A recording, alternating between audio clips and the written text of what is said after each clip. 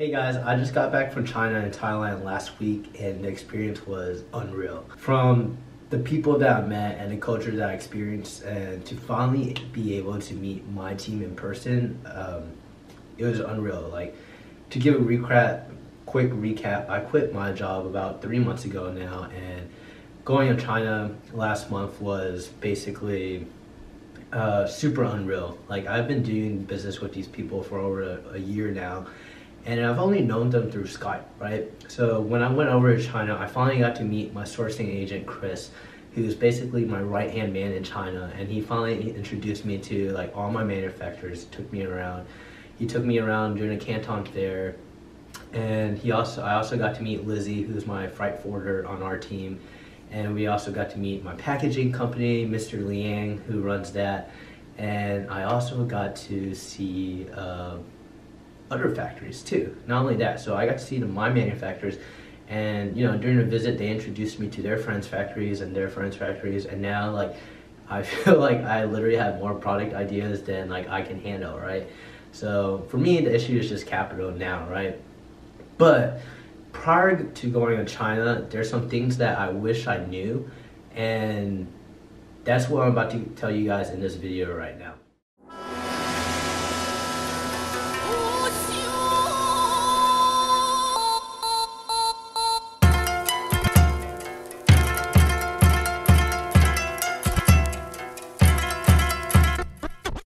So tip one, just learn the very basics of Chinese, right? When you're going in a foreign country where you understand anyone, just being polite enough to say hi and thank you are gonna be very game changing, right? So when you're speaking Chinese, there's two different type of dialects over in China. So there's Cantonese, which is spoken mainly in Hong Kong, from what I understand, and then Mandarin, which is more spoken in mainland China. Keep in mind that mainland China versus Hong Kong is totally different, right? Hong Kong itself is like its own country, and mainland China is its own country. You're gonna go through customs. If you're flying through Hong Kong like I did, you go through customs at Hong Kong, and then when you go to mainland China, you also go through customs through mainland China. So to say hi in Mandarin, it's ni hao, right? So everywhere I went, I was just like ni hao, ni hao, ni hao.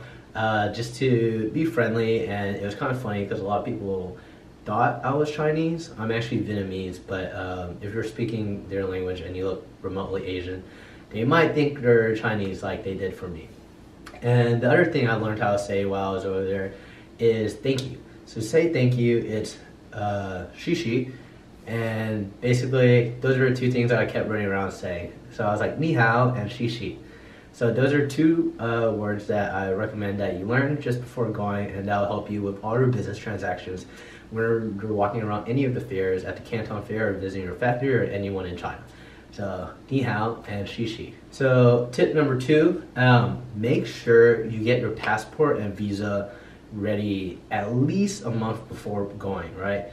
So your passport and visa can take anywhere up to like 4 weeks, 3 weeks, depending on like who you go with and what issues and hiccups you run into. For me to get my visa, I just looked up Chinese visa in Houston. That's where I live, in Houston, Texas. And basically, like some sort of third-party person came up, and I paid about $200 to $300, I believe, to get my visa ready for China. So to go China, right, you do need a visa. Unlike if we travel to like Mexico or Canada, you can just get a tourist visa. So when you're going to China, I really recommend getting a visa for, I think it's always 10 years, right? So you get a 10-year visa for $200, $300. And, for that value, then you're probably going to do a lot of business in China. So why not get that anyways? It's just $200 to $300, and it'll last you 10 years. All right, so tip number three, make sure you get a SIM card either prior to going, or make sure you're in contact with someone that knows how to get you a SIM card in China. All right, so keep in mind that in China, there is this thing called the Great Firewall of China, which also blocks basically Facebook, Snapchat, Instagram, and Google, right? So Google, your Gmail account is going to be blocked. So if that's your main email, then like you definitely need a VPN to use in conjunction with either your SIM card and your laptop. With the SIM card, the way I did it is I bought a SIM card off of Amazon, which works in Hong Kong and in China, and I think it was about $30 for 2 gigs. But there's another alternative that I found out when I went to mainland China. My team was like, hey, you don't need to pay all that, that's kind of expensive. So they got me a SIM card, and the data was literally 25 cents per gig. Right, I think in America for like unlimited gigs it's like $50, but or maybe like I don't know, whatever plan you have, it's definitely not 25 cents per gig in the States.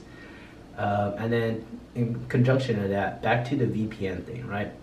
So in order to connect to like your Gmail account, any Google documents that you want to have, or even use Google, Facebook, Snapchat, Instagram, like I like to use, basically, oh, and YouTube.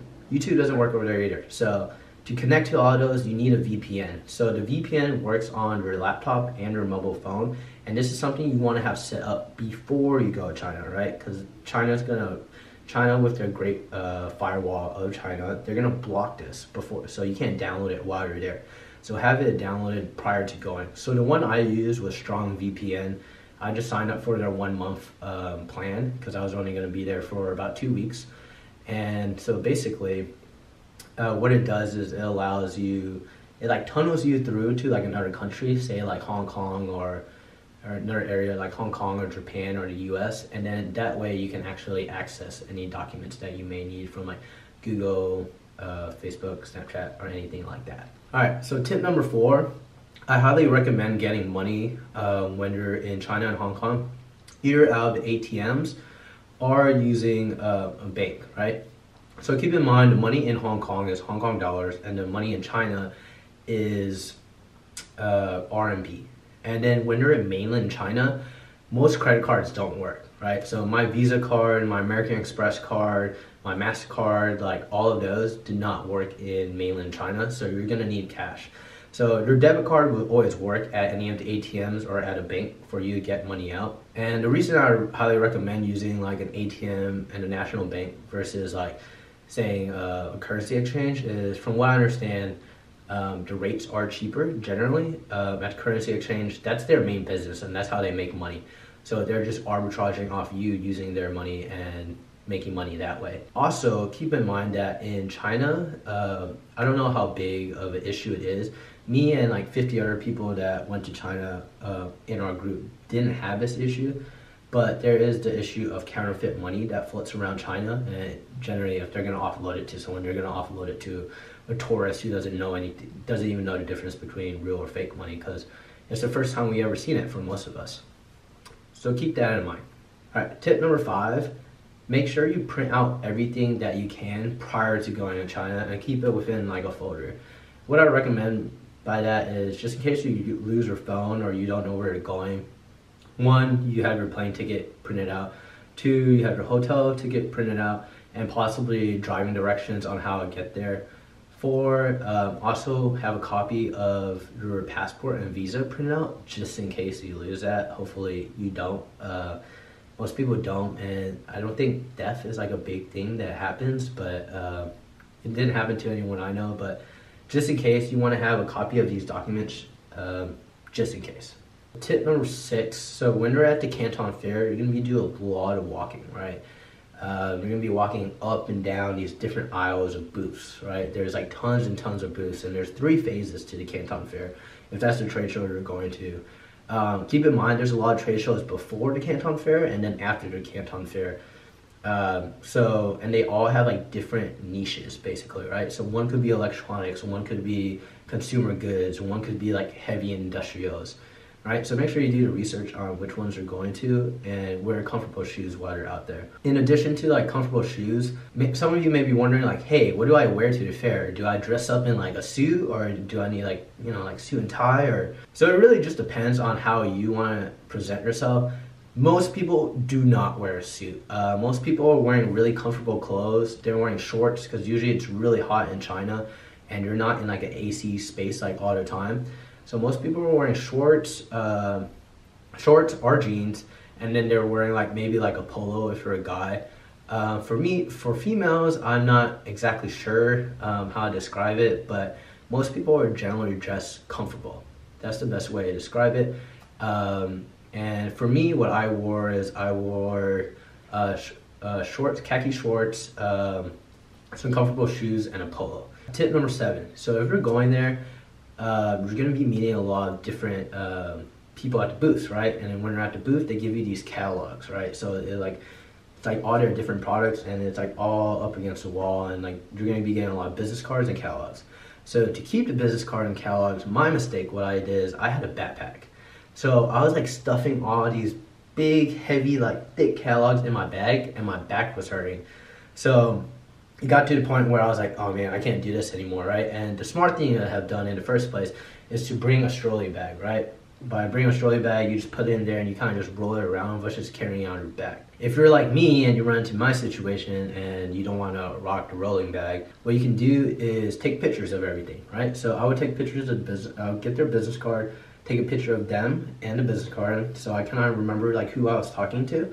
And then also, depending on like what products they had on the shelves or what products they had in the catalogs, I would take a picture of the business card and the catalog, or the business card and the product on the shelf. And what you also want to do right away is, because you're not going to remember the prices for any of these things, so go edit your photo and then like write in the price somewhere on the photo.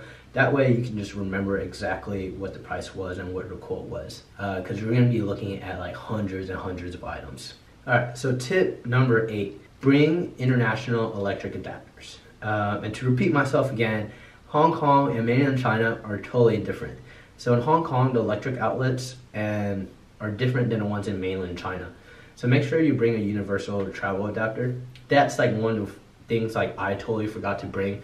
Luckily, my hotel had adapters, because there's a lot of foreigners like me that totally forget that, hey, not everyone uses the same adapter as America.